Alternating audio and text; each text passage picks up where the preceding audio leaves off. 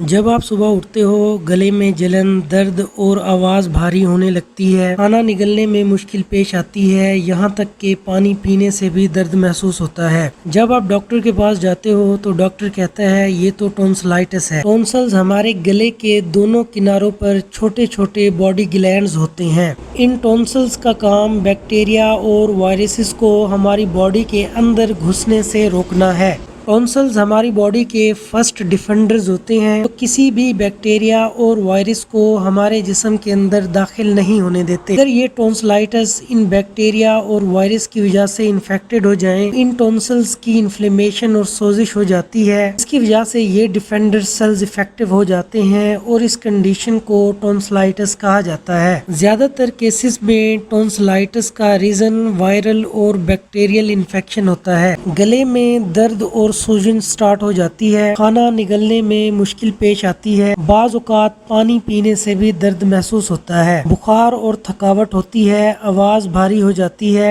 मुंह से बदबू आने लगती है। डॉक्टर सबसे पहले ये चेक करता है ये वायरल टॉन्सिलाइटिस है या बैक्टीरियल टॉन्सिलाइटिस। अगर ये वायरल टॉन्सिलाइटिस है तो इसके लिए रेस्ट करना चाहिए, गर्म पानी से गरारे या कुली करनी चाहिए। पेन और फीवर को कम करने के लिए ब्रोफीन और पेनाडोल और पैरासीटामोल मेडिसिन इस्तेमाल की जाती हैं। अगर ये बैक्टीरियल टॉन्सिलाइटिस है तो इनके लिए एंटीबायोटिक्स का इस्तेमाल किया जाता है। एंटीबायोटिक्स में एगमेंटेन, एमोक्सिसिलिन, एजिथ्रोमाइसिन और क्लेथ्रोमाइसिन शामिल हैं। ये मेडिसिन दिन में 2 बार इस्तेमाल की जा सकती हैं। टॉन्सिलाइटिस को ट्रीट करने के लिए कोल्ड ड्रिंक और ठंडे पानी से परहेज करें। डस्ट, मिट्टी और गर्द से बचो। किसी इन्फेक्टेड पर्सन के गिलास या स्पून से कोई चीज नहीं खाओ। गरम और नमक मिले पानी के साथ गरारे करो, कुली करो। इम्यून सिस्टम को बेहतर बनाने के लिए फ्रूट्स और वेजिटेबल्स और विटामिन्स का भरपूर इस्तेमाल करो। ऐसे इन्फॉर्मेटिव वीडियोस देखने के लिए हमारे इस चैनल को लाइक करें, शेयर करें, सब्सक्राइब करें। कोई भी क्वेश्चन हो तो आप कमेंट सेक्शन में हमसे पूछ सकते हैं।